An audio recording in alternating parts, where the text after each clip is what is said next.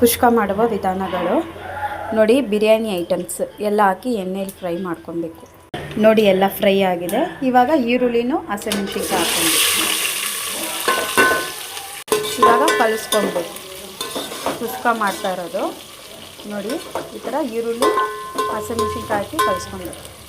ಇವಾಗ ಶುಂಠಿ ಬೆಳ್ಳುಳ್ಳಿ ಪೇಸ್ಟ್ ಹಾಕ್ಕೊಂಡು ಕಲಿಸ್ಕೊಬೇಕು. ಬಿಸಿ ಎಲೆನೇ ಕಲಿಸ್ಕೊಬೇಕು.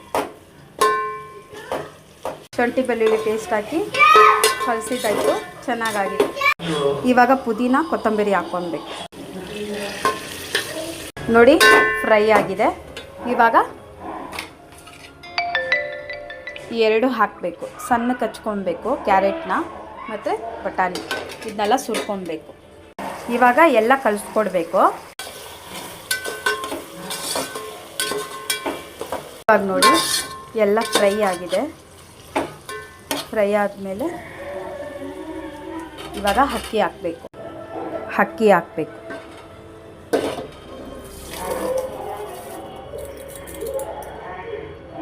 ಅಕ್ಕಿ ಹಾಕ್ಕೊಂಡು ಕಲಿಸ್ಕೊಬೇಕು.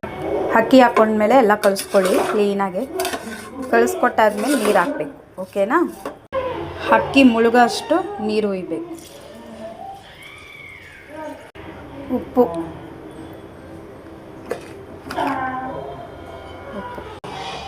ಇವಾಗ ನೀರು ಹಾಕಿ ಕಲಿಸ್ಕೊಟ್ಟು ಕ್ಲೋಸ್ ಮಾಡಿ ಮೇಲೆ ಒಂದು ಈ ಥರ ಇಡಿ.